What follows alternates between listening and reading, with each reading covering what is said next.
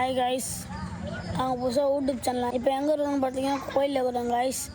Guys இதுதான் guys கோயில். நீங்கள் முடிஞ்சால் அந்த பல்ல சாமி இருக்கும் காய்ஸ். சப்ஸ்கிரைப் பண்ணுறேங்க. மீன் வத்தா நல்லா இருக்கும், லக்கு வரும். அது வத்தாலே எங்களுக்கு நன்மை தான். என்னென்ன சொல்றோம் பாருங்க, கம்பி கட்டுற கதையெல்லாம் எடுத்து போடுறாங்க. தைக்கிறதுக்கெல்லாம் மீன் காலையில் பார்க்கும் போது நல்லா பார்த்துட்டு தான் திங்கிட்டு வரும்.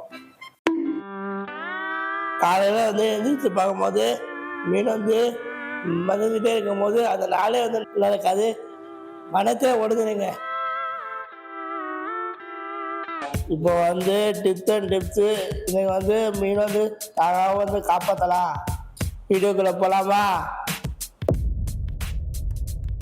அதெல்லாம் இம்போர்ட்டட் டேங்க் வாங்குங்கிற நம்பர்களே. மோட்டார் 24 ஓடிட்டே நம்பர்களே. நைட்டெல்லாம் ஆஃப் பண்ணால் மீன் மூச்சு பிடிச்சி தெத்துரு நம்பர்களே. இப்போ மீன் எப்படி திரைப்படணும் பார்ப்போம். இந்த பார்த்துக்கலாம் தெரியும், எல்லாமே ஆக்டிவாக இருக்குது. எப்பவுமே ஆக்டிவாக இருக்கிற மீன் திரைப்படம் வாங்குவாங்க. உடம்புல எதுவுமே இருக்கக்கூடாது, இதெல்லாம் திட்டு போயிடும். அந்த கடை கிட்ட கேட்டுக்கோங்க, எந்த மீன் சண்டைப்படாமல் வாங்கிக்கணும். இப்போ நம்ம க்ளீன் பண்ணது எப்படின்னு பார்ப்போம்.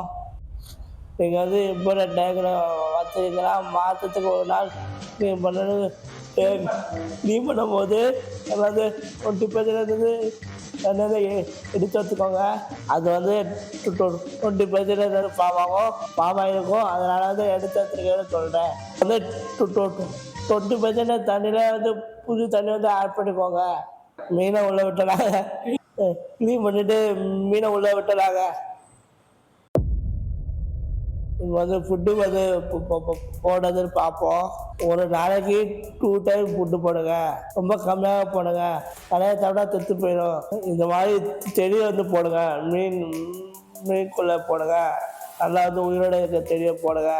சப்போஸ் கரண்ட் போயிடுச்சுன்னா செடி நல்லா ஆற்றுக்கு எடுத்துக்கும். ஸோ இதனால் பண்ணிங்கனாலே மீன் நிறைய நாள் உயிர் வரும்.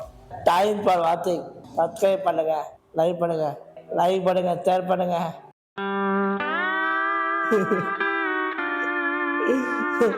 மீன் நல்லா 20%